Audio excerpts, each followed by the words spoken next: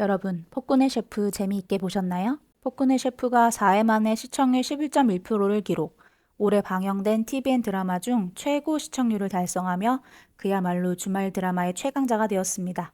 유나의 로코가 또 제대로 통한 건데요. 사실 이 드라마가 시작 전부터 원래 남주였던 박성훈 배우가 조금은 불미스러운 일로 하차하고 갑자기 남주가 바뀌게 되면서 좀 우려가 많았었는데요. 뚜껑을 열어보니 여주와 남주의 완벽 케미로 그 우려를 완전 불식하고 제대로 터져버렸습니다. 여러분은 이채민 배우와 유나 배우의 케미 어떻게 보고 계세요? 만약 박성훈이었다면 하고 생각을 해본다면 일단 폭군의 모습은 너무 찰떡같이 잘 맞아떨어지는 것 같아요. 왜냐하면 우리 머릿속엔 아직 전재준이 남아있잖아요.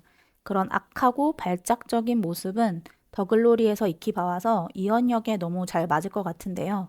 박성훈 배우가 했더라면 좀 더 성숙한 어른의 왕의 모습을 볼 수 있었을 것 같다는 생각이 드는 반면 이채민 배우는 실제로도 유나와 10살 차이가 나 조금 남동생 같은 풋풋함이 느껴지는 게 사실인데요.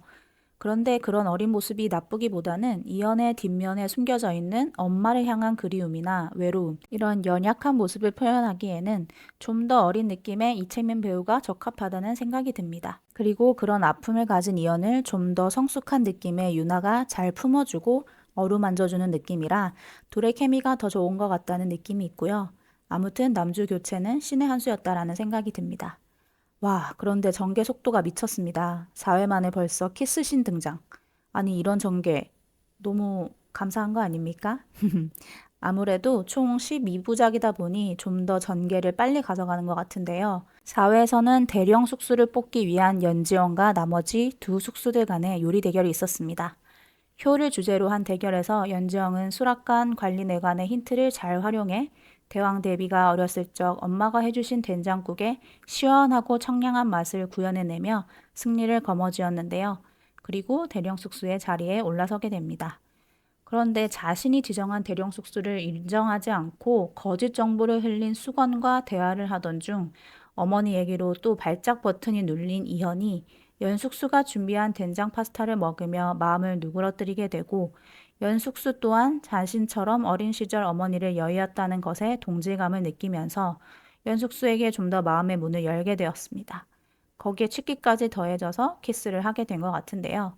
5회 예고편에서 눈 밑 다크서클 가득한 상태로 지난밤의 일을 기억하지 못하는 이연에게 눈을 흘기며 북어를 패고 있는 연숙수의 모습.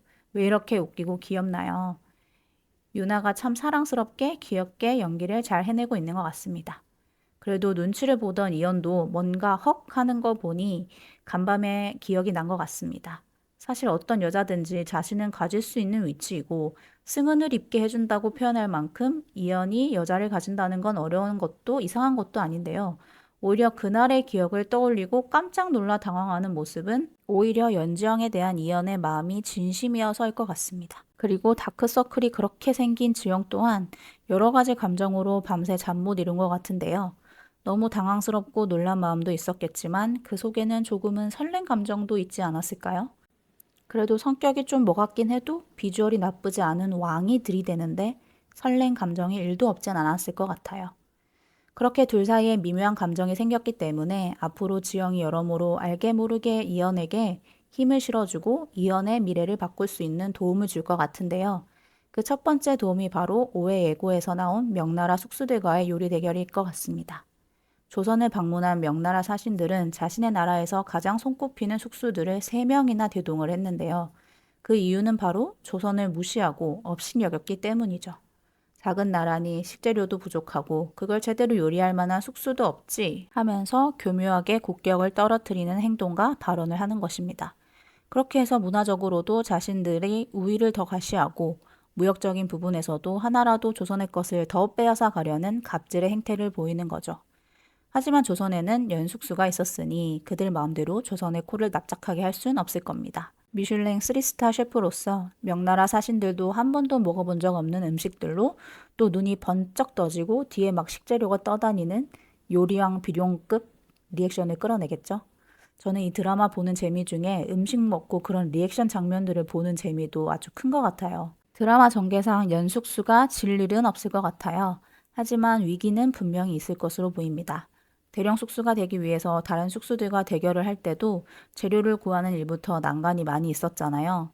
그것처럼 지영을 지금 가장 눈엣 가시처럼 여기는 수건이 또 조용히 넘어가지 않고 지영을 위기에 빠뜨리기 위해 음식 재료를 몰래 없앤다거나 사용할 수 없게 훼손하는 등 방해 공작을 펼칠 것 같습니다. 지금 수건을 포함해서 이현에게 적대적인 위치에 있는 재산 대군을 포함 그 아래 사람들이 가장 원하는 바가 이현이 미쳐 날뛰고 폭군이 되어서 임금으로서의 소임을 다하지 못하고 그래서 자멸하는 임금의 자리에서 내려오게끔 만들고 싶은 거잖아요. 그러니 이렇게 나라의 위상이 달린 큰 요리 대회에서 궁의 대령 숙수가 참패를 하게 되면 그 이현의 위상 또한 떨어질 거라 생각할 것 같습니다. 하지만 연숙수가 호락호락한 셰프는 아니죠. 아주 보기 좋게 명나라 숙수들의 코를 납작하게 만들 것 같은데요. 이렇게 명나라 사신들의 마음을 홀린 요리로 국력을 상승시킨 연숙수는 결과적으로 굴욕적인 교역에 합의하지 않아도 되게 만들어주면서 이연에게 힘을 실어주게 될 것 같습니다. 이런 지형의 작은 도움들이 계속해서 이연에게 긍정적으로 작용되면 아무래도 이연이 이전처럼 망나니 폭군짓을 덜하게 될 것이고 조금은 더 백성을 돌아보는 군주가 될 것 같은데요. 그렇게 자기도 모르는 사이에 조금씩 이연의 미래를 바꿔가는 지영이 자신의 미래 또한 어떻게 개척해 나갈지 궁금해지는 대목입니다. 4회 만에 벌써 시청률 10%가 넘었으니 앞으로 얼마나 이 상승 곡선을 이어갈지 너무너무 기대되는데요. 저는 폭군의 셰프 또 다른 이야기로 돌아올게요. 오늘의 이야기가 흥미로우셨다면 구독과 좋아요, 알림 설정 꼭 부탁드립니다. 폭군의 셰프는 드라마 온앤온과 함께